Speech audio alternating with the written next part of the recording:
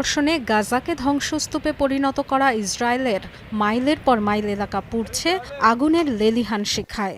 এক সপ্তাহ আগে দেশটির মধ্যাঞ্চলে ছড়িয়ে পড়া দাবানল আরও ভয়াবহ রূপ নিয়েছে। শুষ্ক উত্তপ্ত আবহাওয়ার পাশাপাশি বেড়েই চলেছে বাতাসের তীব্রতা, যা ঘন্টায় 90 থেকে 100 কিলোমিটার গতি পর্যন্ত উঠতে পারে বলে পূর্বাভাস দেওয়া হয়েছে। তাই ব্যাপকতা বাড়ছে দাবানলের। প্রবল দাপটে ছড়িয়ে পড়ছে বিস্তীর্ণ এলাকায়। 2891 একর পাহাড়ি এলাকা ছাড়খাড় করে এগিয়ে চলেছে জেরুজালেমের দিকে। বন্ধ হয়ে গেছে তেল আবিব জেরুজালেম প্রধান সড়ক। 1.5 বছর ধরে গাজায় নিরীহ মানুষের উপর নিধনযজ্ঞ চালালেও এখন আগুনের কাছে যেন অসহায় ইসরায়েল। 1.5 শতাধিক টিম নিয়েও দাবানল নিয়ন্ত্রণে দিশেহারা পরিস্থিতিতে বিশ্বের অন্যতম সামরিক শক্তিধর দেশটি সহায়তা চেয়েছে আন্তর্জাতিক মহলের।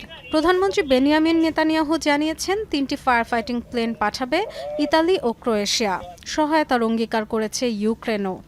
150 ফায়ার ফাইটিং টিমের সাথে উত্তর থেকে স্ট্যান্ডবাই গ্রুপকেও আনার সিদ্ধান্ত নিয়েছি। কর্মীরা কাজ করছেন, তবে তীব্র বাতাস বাধা হয়ে দাঁড়িয়েছে। প্রধানমন্ত্রী প্রতিরক্ষা মন্ত্রীকে সুপার হারকিউলিস বিমানের ব্যবস্থা করতে বলেছি, সেগুলো যেকোনো আবহাওয়ায় কাজ করতে পারে। ইসরায়েলে মেমোরিয়াল ডের নানা আয়োজন বাতিল করা হয়েছে দাবানলের কারণে। খালি করে ফেলা হয়েছে আশপাশের 10টি লোকালয়। যে কোনো সময় সরে যাওয়ার প্রস্তুতি রাখতে বলা হয়েছে আরও বহু বাসিন্দাকে। Dorothy Tasrin, Jamuna news.